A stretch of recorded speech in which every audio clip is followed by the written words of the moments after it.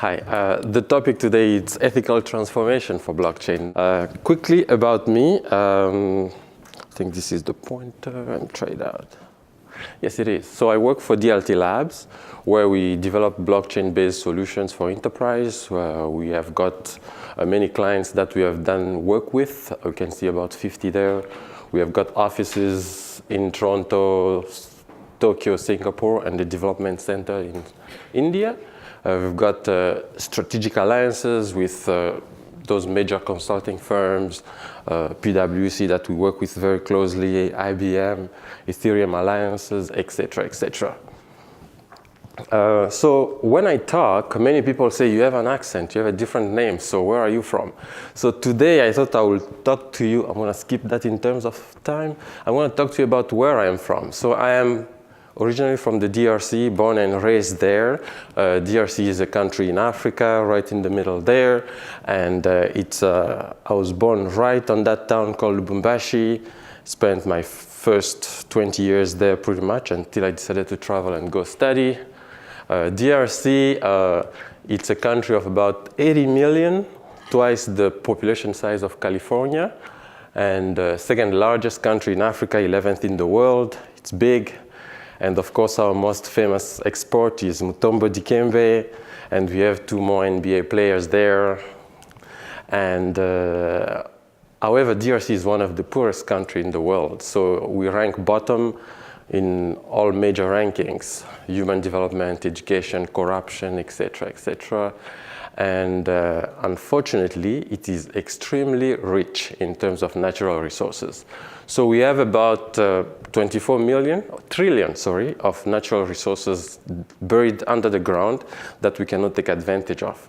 And most of those ones are used in electronics. We have we have nickel, copper, gold, and the 3 T's.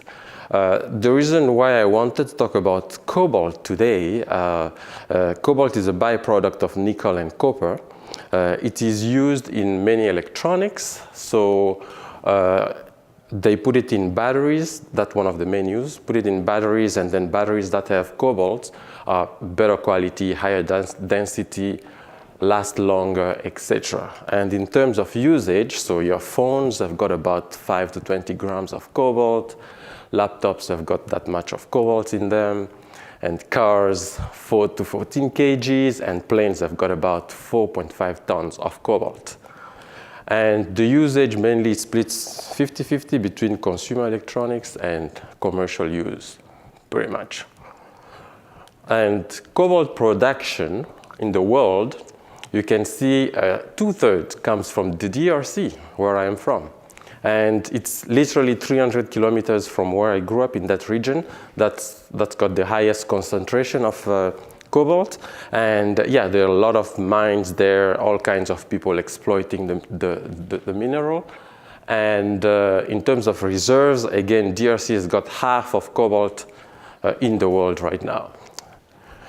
So you might be asking yourself, why should you care about that? So DRC has been plagued with war for the past 20 years. About 6 million people died between 1996 to 2009 or so. And for all kinds of reasons, one of them is we have a lot of dispute on land, on minerals, etc. And it's affecting the downstream, where companies like Apple are worried about the brand buying conflicted minerals, pretty much. And you can see there are some companies that they want to go to Congo by themselves, buy minerals straight from Congo, make sure they can do their own due diligence. But still, there is a rise in demand for cobalt with the electrical vehicles and cell phones and laptops, etc. It's difficult to get rid of that, pretty much. So there's definitely a problem that needs to be addressed. These minerals have affected people's life, and we have children working, and then conflict minerals being sold for the good use of cell phones and laptops. So I can say 2/3 of you here have got some raw materials from Congo in your laptop or cell phone, or all of you have been in contact with some raw materials from Congo in the past day, pretty much. So I asked people, if you knew that cell phones and laptops were contributing to the death of children, human rights violation, or arming of guerrillas, would you still buy them? It's usually a rhetoric question because I don't want to put them in an awkward position. But what they usually tell me is that, well, I will still buy them, but how can we fix this? So that brings into, we looked into the issues of the supply chain, how we can track the provenance of cobalt from Congo all the way up to your phone, for instance. And then there are a lot of issues there, complexity in the supply chain, multi-players, inefficiency, lack of transparencies, human rights violations that are not reported, and then no centralized database, manual processes, etc., etc. The list goes on. These are just few of them that, I'm just going to go back. These are just few of them that we see are the most prevalent and easily identified, pretty much. So when you look at these, and then there are actors that have taken steps to address some of those. So greater transparency was needed, and these people have put in place due diligence framework that can help companies certify the provenance of the minerals and then say, we are clean, we sourced our mineral from reliable mines, etc. So they look at no child labor, no extortion, illegal taxation, arms, acceptable human rights, etc. So this has been in place since 2011, I believe, with the Dodd-Frank law that was passed by President Obama. And yeah, they've been following these procedures to make sure that the minerals are certified. And then, so in terms of evolution, how has this been implemented on the ground? It was paper-based, where they'll just give you a form, you fill it in, and then they'll walk around the mine and then verify that everything is according to what you promised them that it will be, and etc. Then the next step is they took that, put it on a website, and then they'll load stuff on it with some coordinates of the mines, etc. But again, as you know, this is not tamper-proof. People can play with it and delete documents, upload them, etc. So the next phase, naturally, is the use of blockchain in tracking the minerals from source to the cell phone, pretty much. DLT Labs, we have a partner called COBC. They've been trading in natural resources in Congo for the past 10 years or so. So we built a solution called Mintrax. Is blockchain-based and decentralized, transparent, immutable, etc., with all the benefits that come with blockchain. And then they're using this solution to track minerals pretty much in Congo. So from the moment the mineral comes out of the ground, it goes to the trader who buys it, it goes to the processor, exporter, and smelter, etc.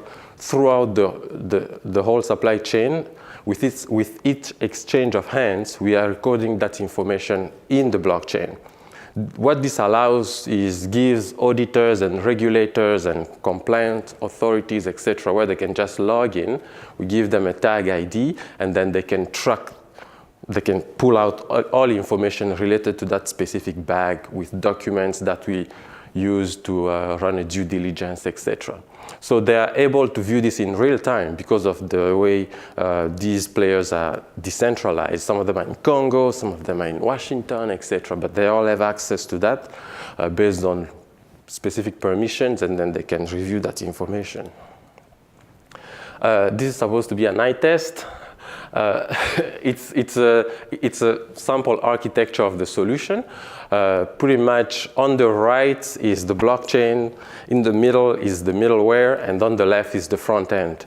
What we are showing here, we've built business logics in the middle that we can use to access the blockchain, read and write, and build applications pretty quickly, scale them quickly, and answer to whatever needs that need to be addressed for a specific business.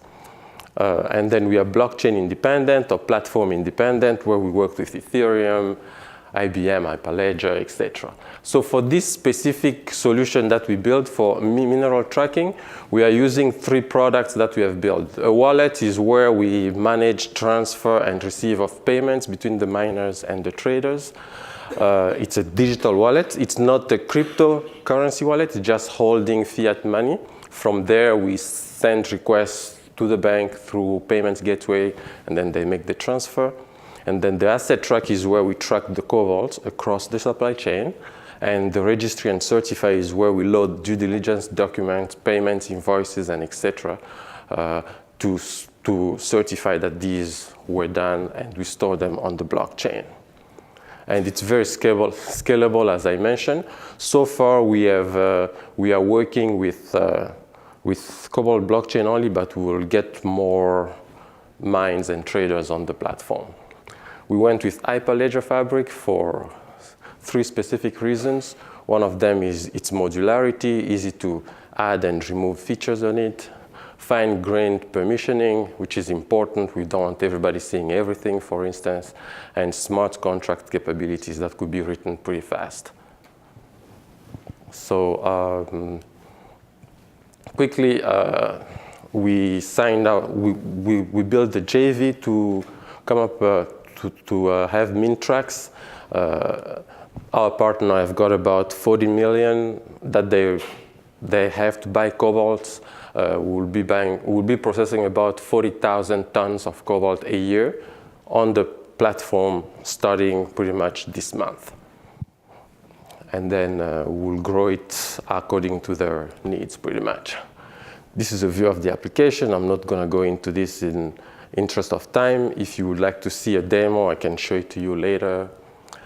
And then in a nutshell, so we thought we will fix a problem in the supply chain, which is the first 10 feet problem, because all the ethical issues that we have in the supply chain of minerals happen within the 10 feet of the production. So the moment the minerals are taken off the ground and sold to the first, or washed and sold to the first person or the first stakeholder, that's where all the problems happen. So with our solution, they're able to run due diligence there, record the information on the blockchain, and it's there for anyone to see with GPS coordinate.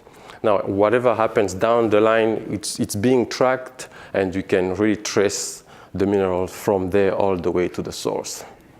And we do fix a lot of inefficiency in the supply chain, and we have a lot of interest from companies that are interested in using our solution because it allows them to show to their consumers that we are responsible, we are sourcing minerals that are conflict-free. And we see that there is a connection between brands and supply chain and consumers. And lastly, the social benefits to the local communities. They're able to get paid a premium for the minerals because everything is recorded and tracked. That gives them more bargaining power, I'd say. Pretty much this is what I wanted to share with you today, and thank you very much for your time.